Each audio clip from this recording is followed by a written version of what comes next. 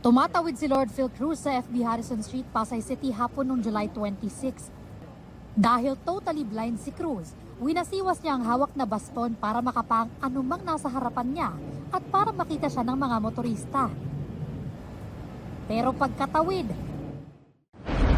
nahulog si Cruz sa bukas na drainage sa kalsada na kinukumpuni. Karaniwan na po sa akin yung naglalakad ako mag-isa na kasi pagpapunta sa trabaho or sa mga home service, talaga ako lang. Medyo kinabahan pero nawala din kagad. Sabi niya, okay lang ako, okay lang. Pero hindi kasi baka mamaya kung ano yung tumama, yung ulo. Nakakalungkot lang na merong ganun, 'di ba? Na yun nga, yung butas na kalsada. Lalo pa kung gabi siguro, hindi siya makikita na may nalaglag doon. Maswerteng nakita agad si Cruz ng isang rider at tinulungan siya nito at ng mga tao sa paligid. Nagkagalos sa braso si Cruz.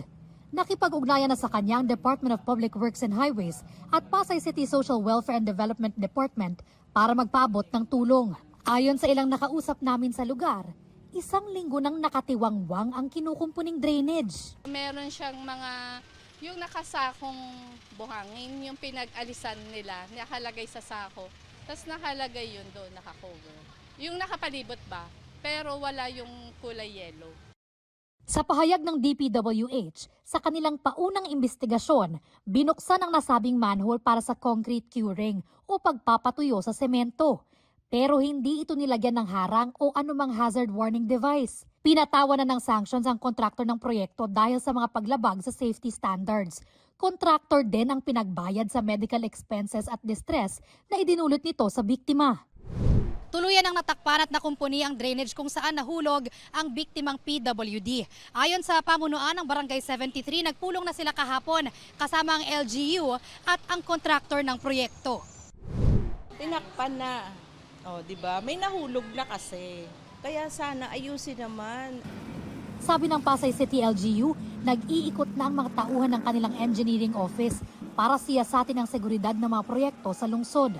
Ang National Council on Disability Affairs binigyang diin na ayon sa batas, dapat laging may sapat na harang at warning signs sa paligid ng mga bukas na drainage, construction site at iba pang lugar na posibleng ikapahamak ng publiko.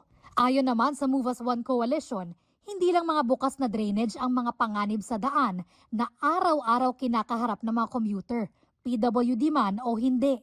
Isinusulong din ng grupo na mapondohan na ng gobyerno ang Philippine Road Safety Action Plan. Napakahalaga na ang pagkilos natin ay prevention at mitigation at pag-create din ng Road Safety Council sa local government unit. No?